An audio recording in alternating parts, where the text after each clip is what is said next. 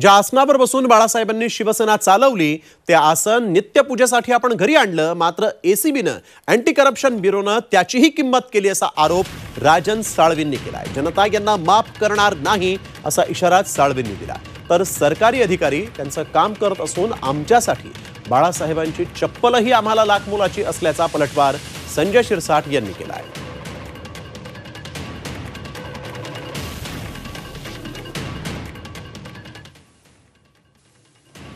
की शिवसेना प्रमुखांनी संपूर्ण शिवसेनेचा पसारा आणि समोर राजकारभार केला, त्या सिंहासनातून आदेश दिले, सर्वसामान्य माणसाला मोठ्या पदावरती बसलं, त्या असलेल्या सिंहासनाची आणि त्या असलेल्या त्यांच्या प्रतिमेची किंमत केली। त्याचं मूल्य होऊ शकत नाही।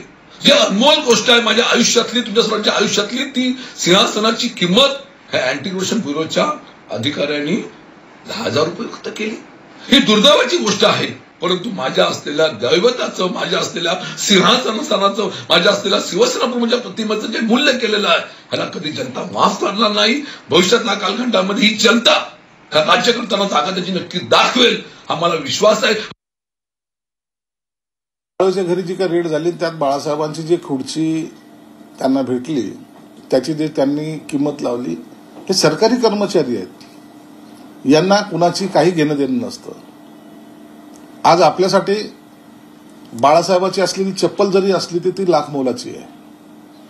बाळासाहेबांचा असलेल्या कोणतीही वस्तू ज्याला बाळासाहेबांनी टच केलेलं आहे किंवा बाळासाहेबांनी वापरलेलं आहे ते आमच्यासाठी लाख मोलाची आहे, लाख किमतीची आहे।